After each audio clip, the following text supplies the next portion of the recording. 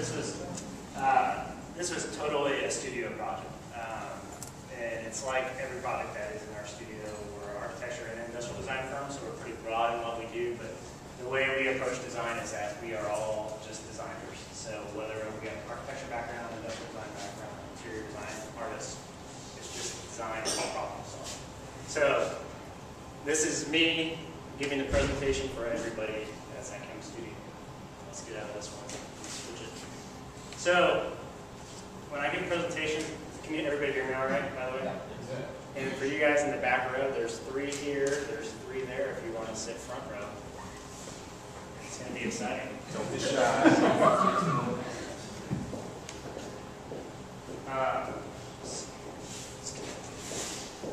So when I'm giving presentations, I like to keep it loose. So if you have a question while I'm going, feel free to interrupt. It's fine. And I'm going to go cycle between beer, water, beer, water, beer. So, KEM Studio, if you guys haven't seen before our website, like I said, we do a lot of things. So we started it with this fusion of architecture and design. It's unique for the United States, not very unique for the rest of the world. So really the rest of the world kind of starts on this principle, and we're kind of just catching up now. But we believe that it's very important because it makes you think about things a lot differently than you normally would if you're just in an architecture firm or an industrial design firm or a graphic design firm. You think of things on a more holistic sense about the places that people are in, the things that they're interacting with on a day-to-day basis. And we think that that's really important. So our philosophy for KEM Studio is this idea of better design, better living. It's making life better through design. So that's the goal of all our projects that we're working on. So I'm going to stop talking for about 2 minutes. I'm going to show you kind of a reel. So if you haven't seen our work, this is kind of our work.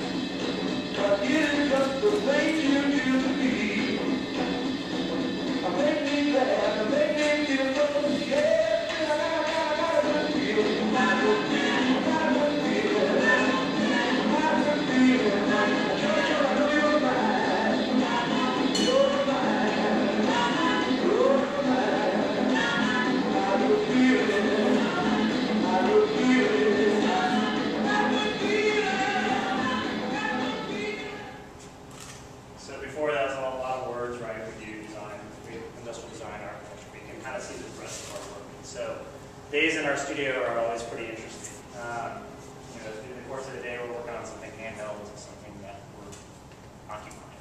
And so that keeps us on our toes, and we really enjoy that rigor. So that's enough about the studio. You're here to learn about skate bench and Kickstarter. Kind of it's skate bench, and then it was up on Kickstarter. So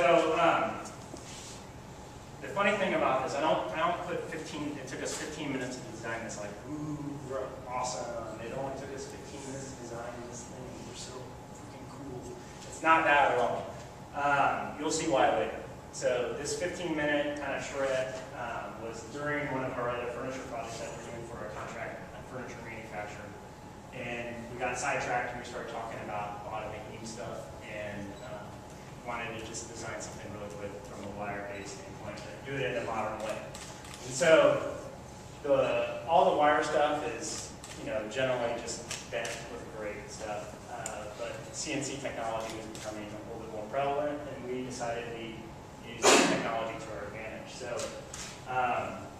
that was kind of the main goal of this, and within 15 minutes we had both of these designs. We did it in Rhino, so we had the CAD files, and then we shipped them off to get prototyped. But the whole goal of it was to try to be simple yet complex and use CNC for your advantage. So that's where this all started. So this is this is our prototype that we got back. We sent it off to a place in California. We just sent our CAD file over to them. They bent it up. They're like, oh yeah, this is no problem. And right away, this was like the beginning of frustration. So you see that they bent it all correctly, came out of the CNC perfectly, but they welded it up backwards. So we had to send them a picture like this to say, well, yeah, it looks great, but flip it. So they flipped it, and then we got, there we go. So we got the one that is here back, and we really like it. So, this was just something we were doing for fun. This prototype cost us maybe like $500 to do, and this was just an experiment in our studio.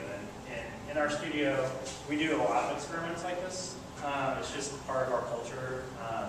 A lot of times, it's not necessarily on this level, it's a little bit bigger, so we'll be experimenting and then pitch them to clients for projects that then we get royalties on. This was something that we were just doing for fun because we wanted, like I said, to experiment with CNC too then. So all we did was we painted the prototype, put the deck on it, and then had our photographer shoot it. And then we threw it out there. It was on our website. And it kind of got noticed. It is one of those oddly fascinating things that you just kind of put it out there, and the next thing you know, people are talking about it. So we had a lot of interest in it. We had calls a lot about people wanting to buy it. At that point, we were paying $500 for each frame, so a $1,500 stool wasn't really what people were really looking for, because at one-offs we just couldn't get our costs down to where we wanted. But we were excited about it. We knew we had something that was interesting, but we didn't think that it had any business being in the marketplace at all. Well, we did, but we weren't willing to take that risk. So it was like, what do we do now? And really, what happened was we just sat on it. It sat on our website. We were friends with a skate shop in town that was in Westport, where our old office was, called Vista Hardware, and it sat in his skateboard shop for about 2 years, just sitting there. And people still come up to me and are like, "Oh, I just saw your skate bench there. I didn't realize that was you. That was so awesome," And so basically, for 2 years, it just floated around and did nothing. But Kickstarter was kind of coming around, and one of my business partners, Don Taylor, was really involved with Kickstarter, or Quixotic. He was on their board at the time. I just made up a new word. It's like mishmash of Kickstarter. I just said it again. I don't think I can say that if I tried to say that. Anyway, so Quixotic did it, and we were like, that's great. They wanted to get some mats, and they raised $2,800, and their goal was $2,200. And we're like, that's pretty interesting. And then, obviously, probably the one that everybody else has seen came up, Scott Wilson's TikTok community came up, and we were like, okay, this might be the forum for what we're doing. So he did really well, obviously. He's come out with a few others since then, and some of them haven't done this well, and some have done better than this too. So this is a business model that he uses quite a bit now to build his business. So going into this though, Scott came out with this. There's a few other people that we were watching before this too that like Lyft was coming out, and a few others, maybe a little bit before Scott, and we were like, there is something here, but at the same time, they had these things, like I think what was his, like you could get in for like $50. You could get a watch band for $50, And here we are with a skate bench, and we're like minimum, for a deck is 50. Frame, we're talking above 150, depending on what quantity we can do, and really it's probably about 250, 350. So we knew we would never get that. There's not a chance that would happen. And we knew we were kind of taking a little bit of a risk, because how many people are willing to just dish out $250, $300, $500 for something that's not made yet? I can part with $25 or $50, and if I get it, great. If not, oh well. So we decided to take the risk, and we started basically redesigning this. And the goal of our studio, beyond all those other things, is to try to make it as simple as possible. And simple isn't necessarily always easy. And it's hard to make things look simple and clean too, I think, a lot of times. But that was the goal with this. So the whole idea was, I don't know if you noticed before, but it was just the frame before. There was no bracket. We had basically off-the-shelf pieces from the master car that we used to basically C-clamp it together to the deck, and it was basic. It was a prototype.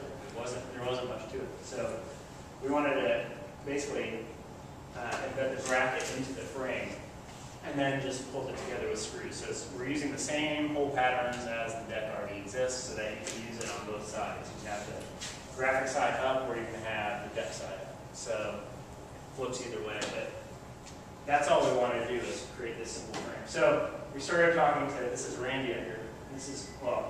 That's Chris, and that's Randy. So Chris is one of our designers, and Randy has hard-alloy metal, and his dad and him have this shop together. So we used a two-man father and son shop to do our first several hundred frames.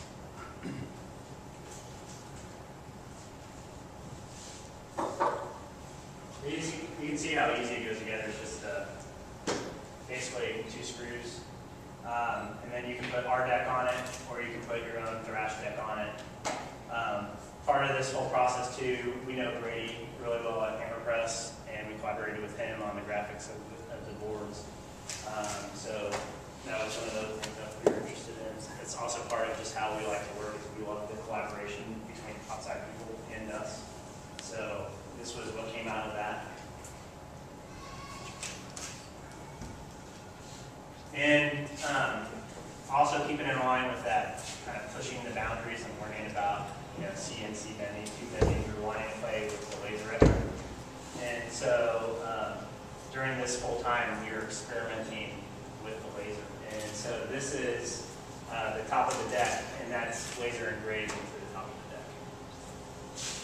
Keep forgetting I have this.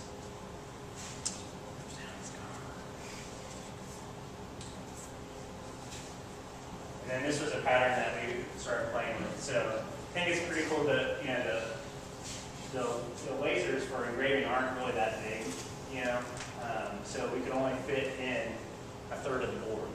So we were playing with what happens, but the laser is pretty interesting too, because as the surface changes, what happens to the laser changes too. So you can see where the deck starts coming up, then it starts to lose focus and doesn't burn the deck as much. So there's some really cool things happening with this too. So this is something that we're just working through this now. We kind of have an idea that we want to be on Kickstarter, but we're kind of pushing ourselves, and we're also exploring, and we're also trying to figure out a way to make this happen all at the same time. It's kind of